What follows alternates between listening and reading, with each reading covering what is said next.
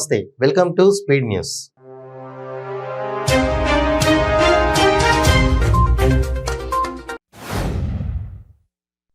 తెలంగాణ రాష్ట్రంలో మొట్టమొదటి కేబుల్ కార్ను మహబూబ్నగర్ జిల్లా మన్యంకొండ వద్ద ఏర్పాట్లు చేయనున్నట్లు మంత్రి శ్రీనివాస్ గౌడ్ తెలిపారు. 1 సంవత్సరంలో పనులు పూర్తయినట్లు ఆయన ఈ వీడియో విడుదల చేశారు. రంగారెడ్డి జిల్లా చందానగర్ పోలీస్ స్టేషన్ పరిధిలో చైన్ స్నాచింగ్ జరిగింది.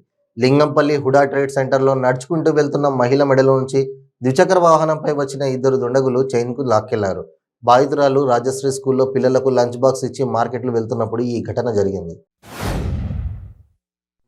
తెలంగాణ రాష్ట్ర గవర్నర్ తమిళసైను యూత్ కాంగ్రెస్ రాష్ట్ర అధ్యక్షుడు శివసేన రెడ్డితో పాటు ఎస్ఐ కానిస్టేబుల్ అభ్యర్థులు కలిశారు. ఎస్ఐ కానిస్టేబుల్ నియామక ప్రక్రియలో తలెత్తిన సమస్యలపై గవర్నర్కు నివేదించారు. నల్గొండ పట్టణంలో స్వర్గీయ సర్దార్ చెకిలం శ్రీనివాసరావు పంతులు నివాసంలో తెలంగాణ ఉద్యమ నేత చెకిలం అనిల్ కుమార్ ఆధ్వర్యంలో తెలంగాణ ఉద్యమకారుల ఆత్మీయ సమ్మేళనం జరిగింది. రాష్ట్ర ప్రభుత్వం అంగన్వాడీలకు ఫేజ్ యాప్ను వెంటనే రద్దు చేయాలని సిఐటియు అన్నమయ్య జిల్లా నాయకులు హరీంద్రనాథ్ శర్మ, ప్రభాకర్ రెడ్డి డిమాండ్ చేశారు. మదనపల్లి పట్టణంలో ఐసిడిఎస్ కార్యాలయం ఎదుట సిఐటియు ఆధ్వర్యంలో అంగన్వాడీ కార్యకర్తలు ధర్నా నిర్వహించారు. జాతీయ ఓటర్ల దినోత్సవం సందర్భంగా ర్యాలీ మరియు అంబేద్కర్ భవన్లో జరిగిన సమావేశంలో జిల్లా జాయింట్ కలెక్టర్ ఎస్ వెంకటేశ్వరు మరియు డిఆర్ఓ ఎస్ రాజశేఖర్, ఇతర సంబంధిత అధికారులు పాల్గొన్నారు. తిరుపతి జిల్లా చిల్లకూరు మండల కేంద్రమైన చిల్లకూరు గ్రామంలో డాక్టర్ బిఆర్ అంబేద్కర్ గురుకుల పాఠశాల విద్యార్థి దినేష్ ఈ నెల 23వ తేదీ నుండి కనబడడం లేదని చిల్లకూరు పోలీస్ స్టేషన్లో ఆ పాఠశాలకు చెందిన లెక్చరర్ వెంకటేశ్వర్లు ఫిర్యాదు చేశారు. ఏలూరు జిల్లా కలిదండి గ్రామంలో చోరీ జరిగింది. ఓ షాపులోకి ప్రవేశించిన దొంగ చోరీకి పాల్పడ్డాడు. సీసీ కెమెరాల ఆధారంగా పోలీసులు దర్యాప్తును చేపట్టారు. మచిలీపట్నం 3 స్తంభాల సెంటర్లో గల టీడీపీ ఫ్లెక్సీలను తొలగించమని మచిలీపట్నం మున్సిపల్ కమిషనర్ ఆదేశించారు. దీంతో మున్సిపల్ కార్మికులు 3 స్తంభాల సెంటర్లో ఏర్పాటు చేసిన టీడీపీ ఫ్లెక్సీలను తొలగించడానికి యత్నించారు. వేసవి సమీపిస్తున్న తరుణంలో అటవీ రక్షణకు, అగ్ని ప్రమాదాల నివారణకు అటవీ శాఖ క్షేత్రస్థాయి సిబ్బంది అధిక ప్రాధాన్యతను ఇవ్వాలని అటవీ సంరక్షణ ప్రధాన అధికారి ఆర్ఎం డోబ్రియల్ కోరారు. అరణ్య భవన్లో 2 రోజుల పాటు రాష్ట్ర వ్యాప్త అటవీ శాఖ చీఫ్ కన్వెండేటర్లు, జిల్లా అటవీ అధికారులు, డివిజనల్ ఫారెస్ట్ అధికారులతో సమీక్షా సమావేశం జరిగింది. హైదరాబాద్లోని రాజ్భవన్లో గణతంత్ర వేడుకలు ఘనంగా జరిగాయి. రాష్ట్ర ప్రభుత్వం తరపున సిఎస్ శాంతికుమారి వేడుకలకు హాజరు కాగా గవర్నర్ తమిళసై సౌందర్యరాజన్ జాతీయ పతాకాన్ని ఆవిష్కరించారు. అనంతరం రాష్ట్ర ప్రజలను ఉద్దేశించి మాట్లాడుతూ రిపబ్లిక్ డే శుభాకాంక్షలు తెలిపారు. తెలంగాణ శాసన మండలిలో గణతంత్ర దినోత్సవ వేడుకలు ఘనంగా నిర్వహించారు. కౌన్సిల్ చైర్మన్ గుత్తా సుఖేందర్ రెడ్డి జాతీయ పతాక ఆవిష్కరణ చేశారు.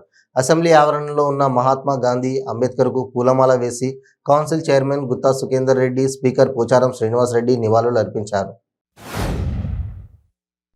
తిరుమల శ్రీవారిని మాజీ గవర్నర్ నరసింహన్ దర్శించుకున్నారు. విఐపి విరామ సమయంలో స్వామివారి సేవలో కుటుంబ సమేతంగా పాల్గొని మొక్కులు చెల్లించుకున్నారు. దర్శన అనంతరం రంగనాయకుల మండపంలో వేద పండితులు వేదాశీర్వచనం అందించగా ఆలయ అధికారులు శ్రీవారి తీర్థప్రసాదాలు అందజేసి పట్టువస్త్రంతో సత్కరించారు.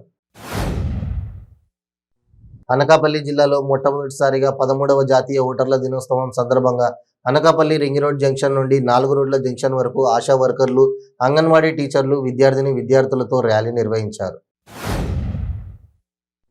రాష్ట్రానికి ప్రత్యేక హోదా విభజన హామీల అమలుకై విద్యార్థి యువజన సంఘాలు ప్రత్యేక హోదా సాధన సమితి ఆధ్వర్యంలో చేపట్టిన సమర బస్సు యాత్ర ప్రారంభమైంది. అనంతపురం నుంచి ఇచ్చాపురం వరకు 10 రోజుల పాటు ఈ బస్సు యాత్ర కొనసాగనుంది. టీడీపీ జాతీయ ప్రధాన కార్యదర్శి నారా లోకేష్ ఈ నెల 27న చిత్తూరు జిల్లా కుప్పంలో యువగలం పాదయాత్ర ప్రారంభోత్సవానికి పార్టీ శ్రేణులు చకచకా ఏర్పాట్లు చేపడుతున్నారు. పాదయాత్ర ప్రారంభం సందర్భంగా నిర్వహించనున్న భారీ బహిరంగ సభకు పెద్ద ఎత్తున ఏర్పాట్లు చేపడుతున్నారు. ఏలూరు జిల్లా కలెక్టర్ కార్యాలయం వద్ద విశాఖ స్టీల్ ప్లాంట్ ప్రైవేటీకరణకు వ్యతిరేకంగా సిపిఐ, ఏఐటియుసి సంయుక్తంగా నిరసన దీక్ష చేపట్టారు. ఈ కార్యక్రమంలో సిపిఐ జిల్లా కార్యదర్శి మన్నవ కృష్ణ చైతన్య మాట్లాడుతూ రాష్ట్రంలో ఉన్న ఏకైక అతిపెద్ద ప్రభుత్వ రంగ సంస్థ విశాఖ ఉక్కు పరిశ్రమను ప్రైవేటీకరించడానికి కేంద్ర ప్రభుత్వం కుట్రలు చేస్తుంటే రాష్ట్ర ప్రభుత్వం చూస్తూ మౌనంగా ఉందన్నారు. బాపట్ల జిల్లా పురపాలక సంఘ కార్యాలయంలో పట్టణ ప్రణాళిక విభాగంపై వచ్చిన ఆరోపణల నేపథ్యంలో ఏసీబీ అధికారులు ఆకస్మికంగా తనిఖీ చేస్తున్నారు.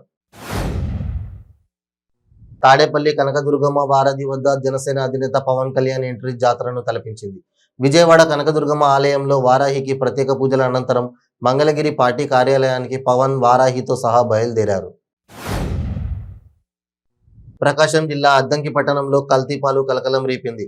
ఆహార నియంత్రణ అధికారులు నల్లవాగు సమీపంలోని ఆర్కే పాల కేంద్రాన్ని పరిశీలించి పాల నమూనాలను సేకరించారు. నెల్లూరు కోర్టులో ఓ కేసుకు సంబంధించిన పత్రాలు చోరీకి గురైన విషయం తెలిసింది. ఈ కేసుకు సంబంధించి సిబిఐ అధికారులు విచారణను ముమ్మరం చేశారు. దాదాపు 2.5 గంటల పాటు సోమిరెడ్డిని విచారించారు. సిబిఐ అధికారులు అడిగిన ప్రశ్నలు అన్నిటికీ లిఖితపూర్వకంగా సమాధానాలు ఇచ్చానని సోమిరెడ్డి చంద్రమోహన్ రెడ్డి వెల్లడించారు.